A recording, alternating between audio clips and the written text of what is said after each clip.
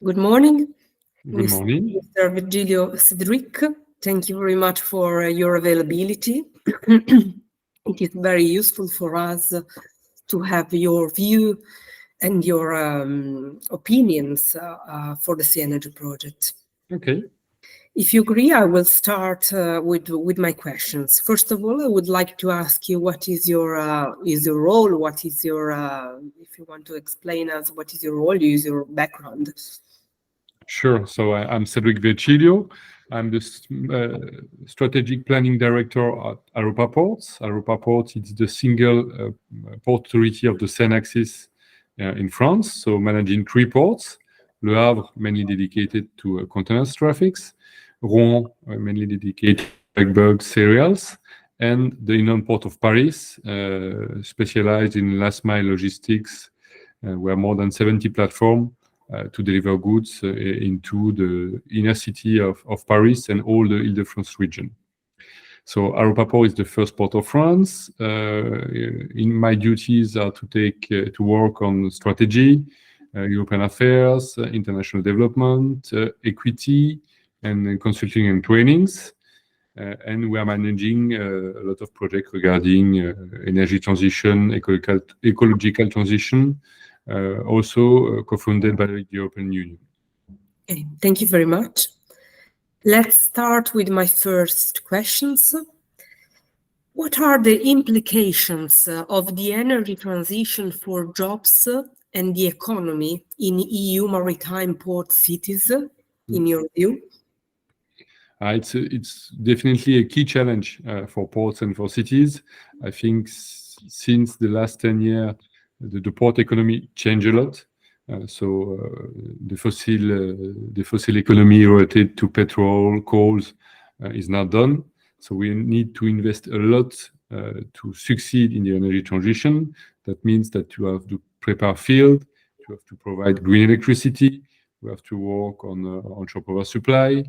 We already work a lot with the city of Le Havre, Rouen, and Paris in order to cut the air pollution by using sustainable fuel, by putting in place also energy station with hydrogen, with LNG, with electricity, fast charging for trucks into the port and next to the city, with the aim to improve air quality. So I believe that a port that didn't succeed in the energy transition will be dead in the coming years. So we have to be prepared for new alternative fuel for maritime side, but also for aviation. For instance, at Aropa Port, we are providing today the fuel for the airport of Paris.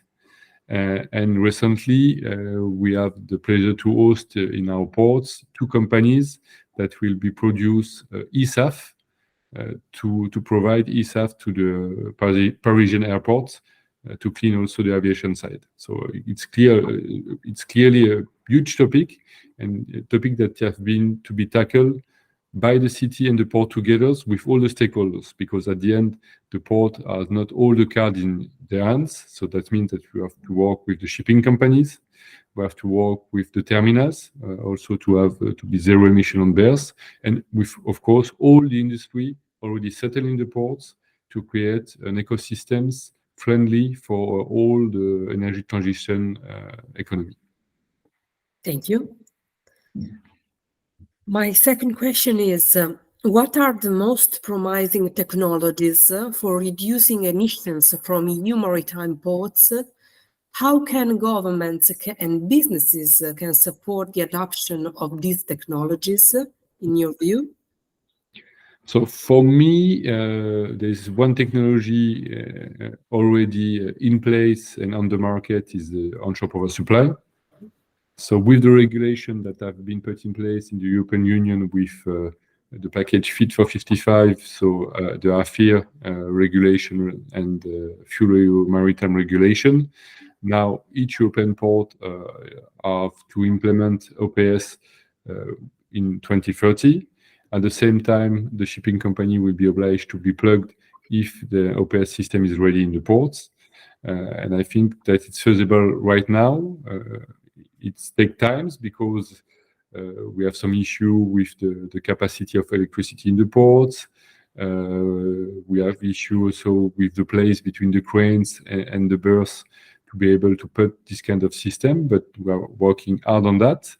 For instance, at Europa ports, we already start the works to equip our cruise terminal in Le Havre, Rouen, and Honfleur. That means that SIG plug will be available for cruise ships.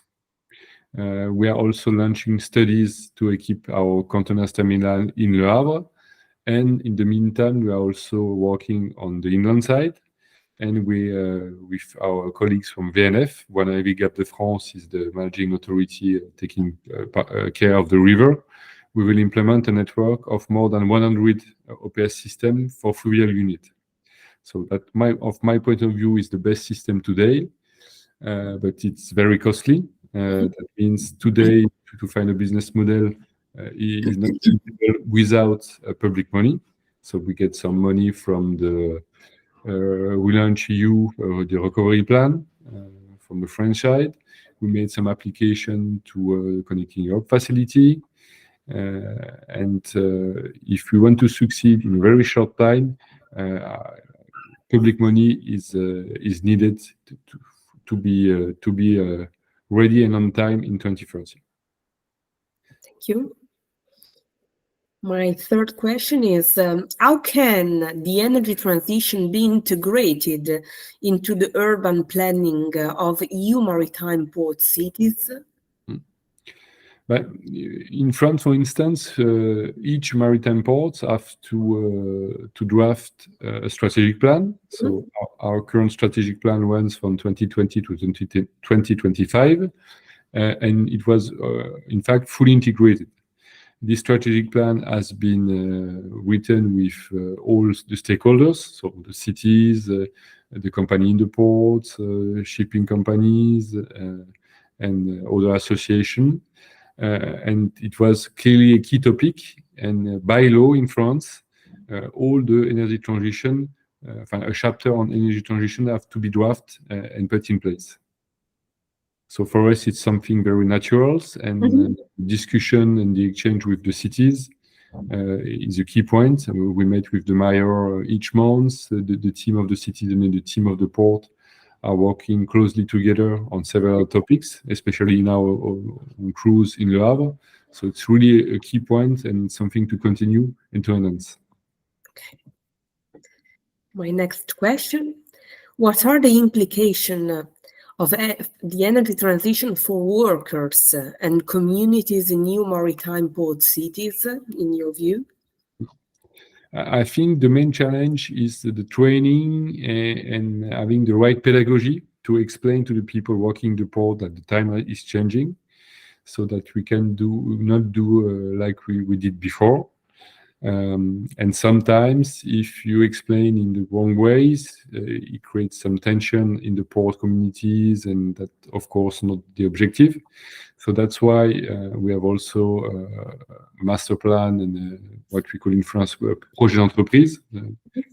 And in this paper, 2 chapters are fully dedicated to how to work with our colleagues to remake the energy transition as the baseline of our activities. Okay.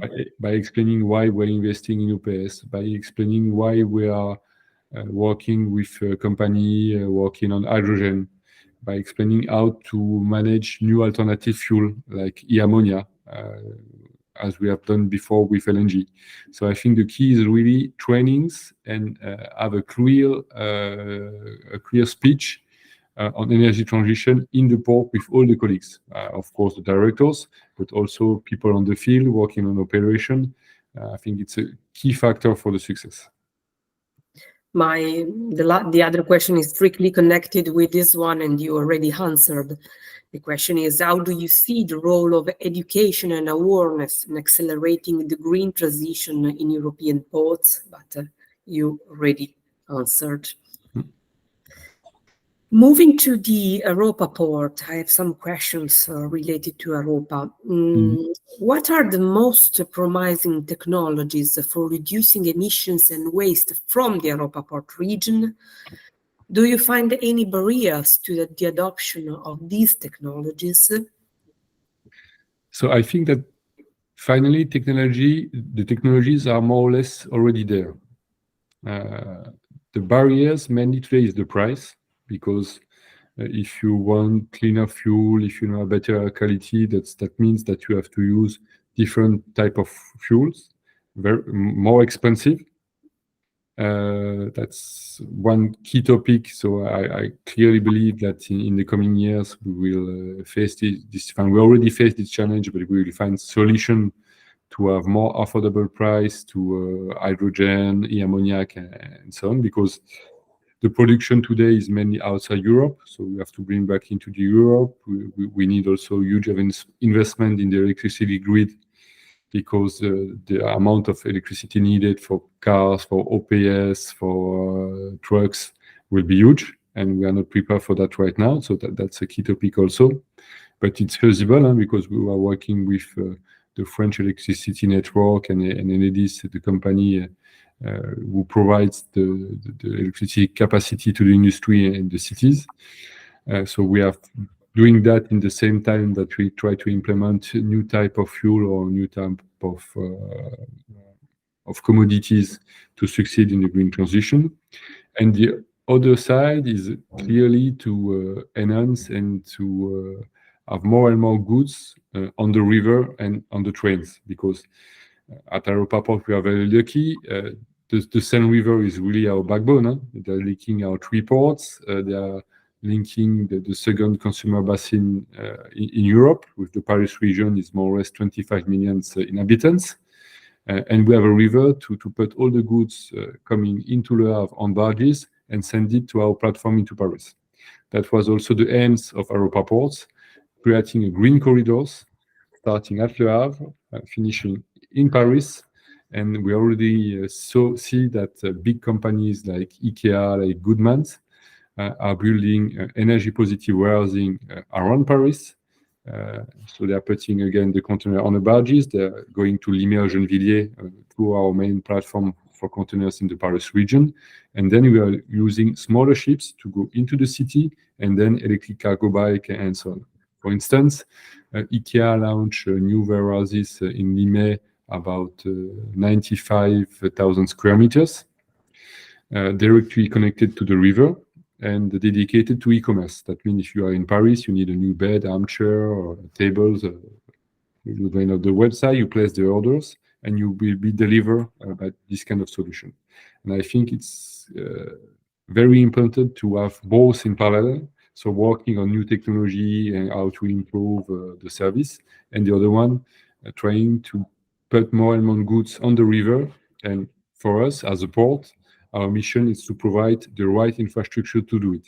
After all, it's the market that have to act between the competition between road and the river.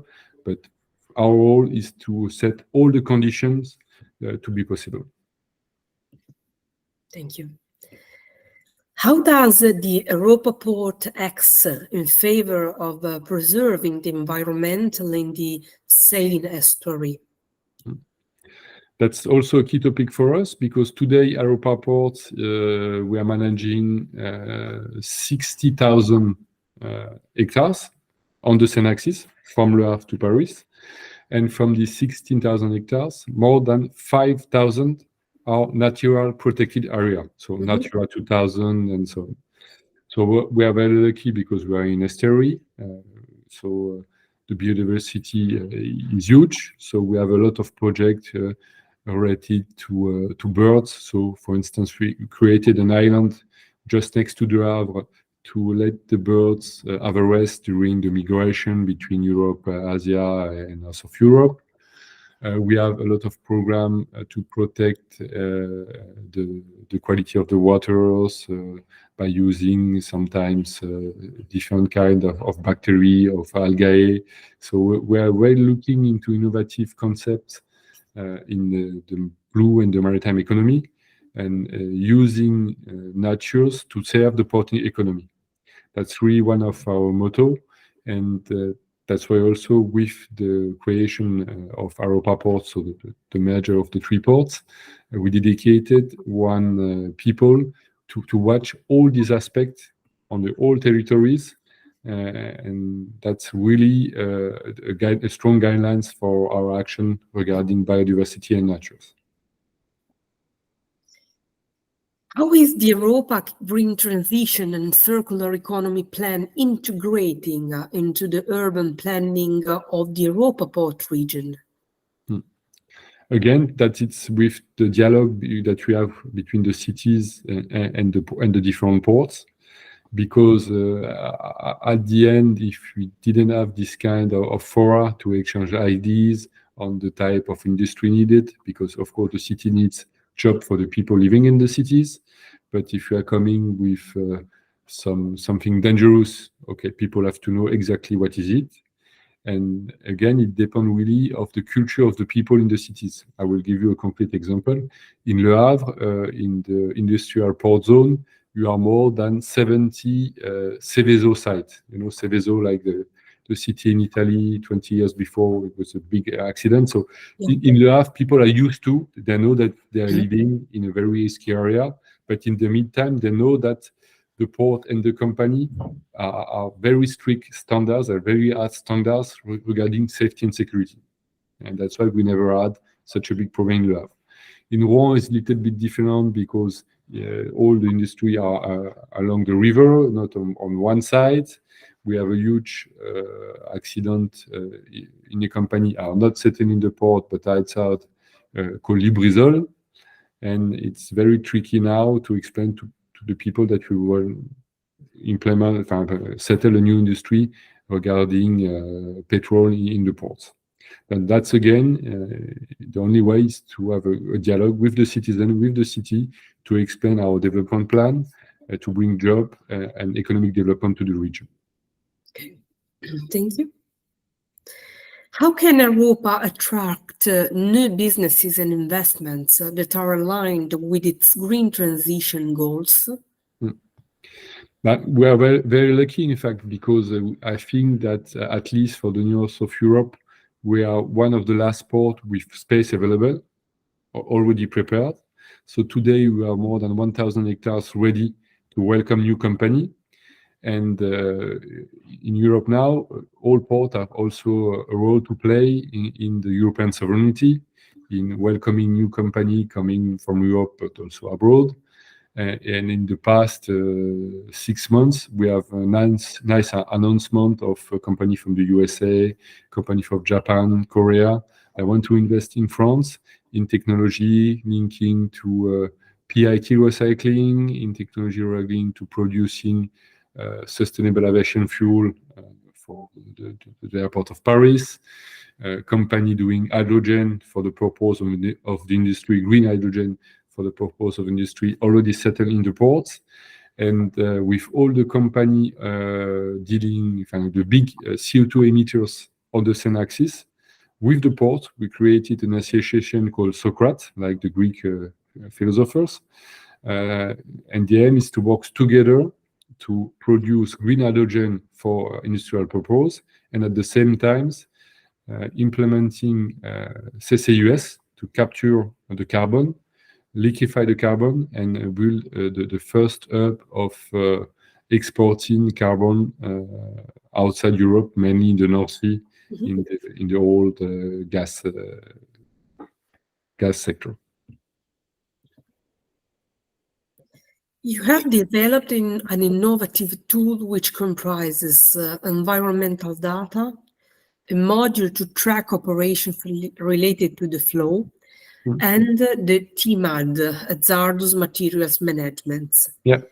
Do you think it could be implemented in other ports in France? Yeah, absolutely. And it's already the case, in fact, because the TMAD and SWing, so the port community system, we are selling the software in other ports in France and even abroad. That's why we created a JV with a company called Sojet. Sojet is a port software editors. It was founded in the past, a long time ago, by the port of Le Havre. And now Europa Port and this company Sojet created a JV to really work on this kind of software and selling where it's possible. That's one option. The other option is really participating and taking part in European project, especially into the Horizon 2020 or Horizon Europe project. So we are part of the MACPIE project, putting 4 ports together. So with Rotterdam is the leader. We are working also with Cinch, Delta ports, and of course our Europa ports with more than 45 partners. And we are working on technology that could be tomorrow disseminated in other ports regarding digital twins, new kind of energy supply chain, the digital aspect, master plan for green ports. And I strongly believe that cooperation between ports is absolutely a key, because we will gain time and money by just exchanging the best ideas and trying to implement it in our proper ecosystems. Thank you. Moving to a wider perspective, talking about France. What are the challenges regarding green energy transition for inland water ports in France? Seine, Loire, Rhône, Rhine-Meuse. Sorry for my It's perfect. pronunciation.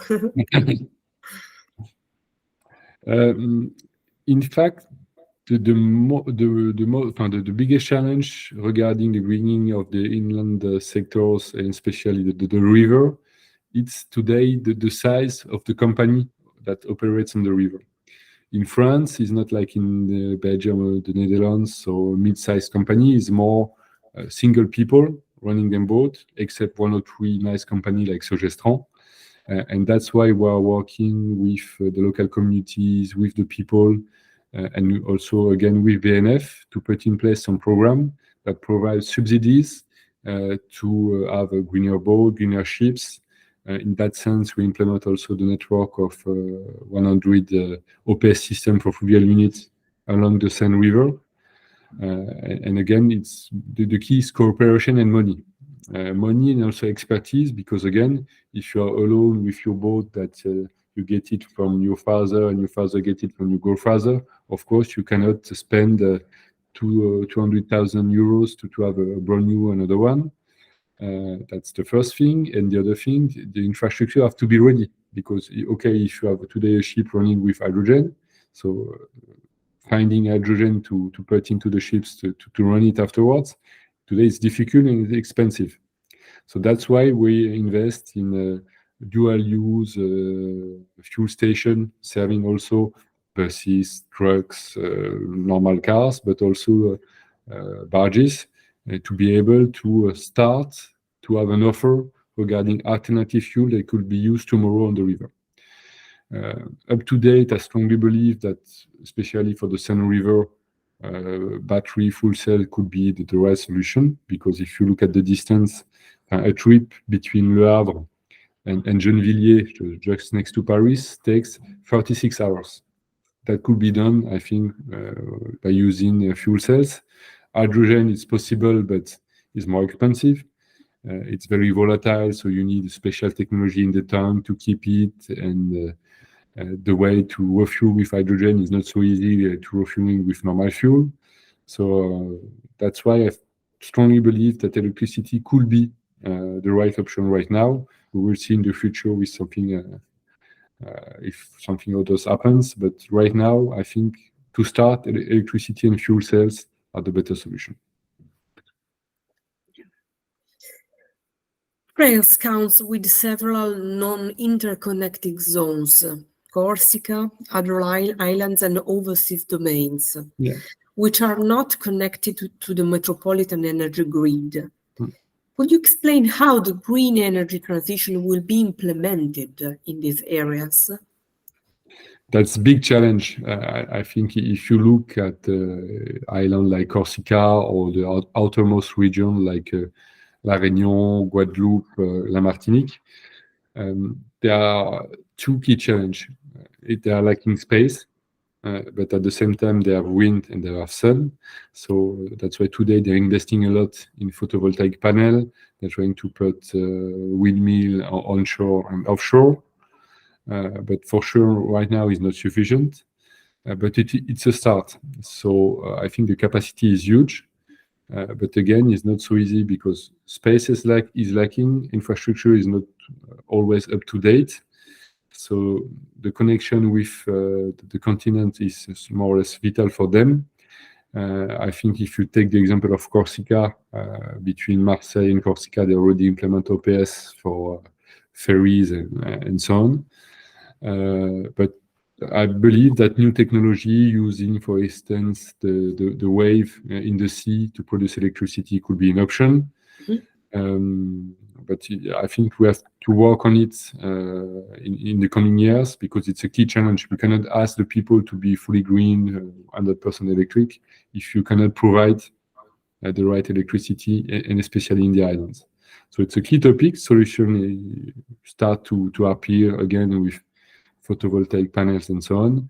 But I believe that we need new innovative technology to be sure to be fully independent regarding energy production.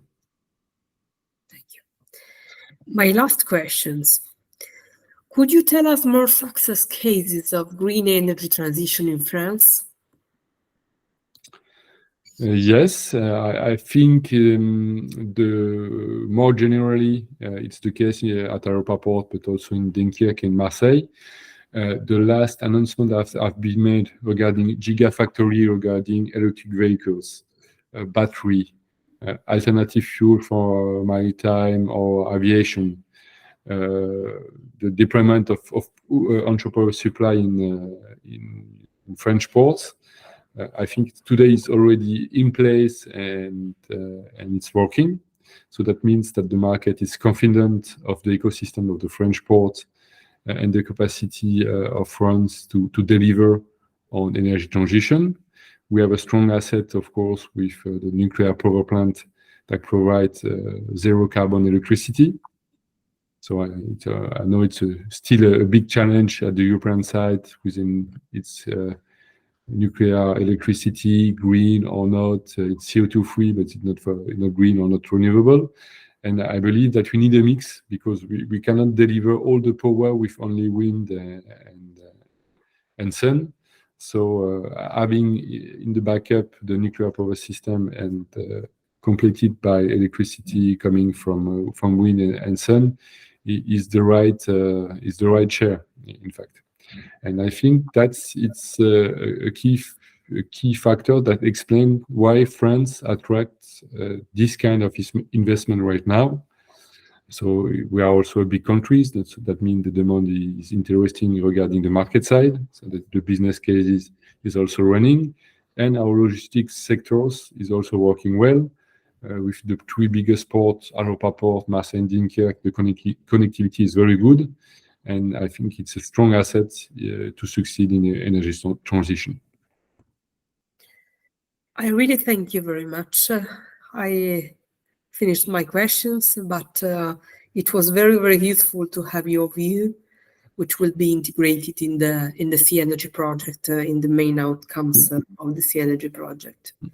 Thank you. Thank you, Beatrice. It was my pleasure. Have a good day. Bye-bye. Thank you. I'm going to interrupt the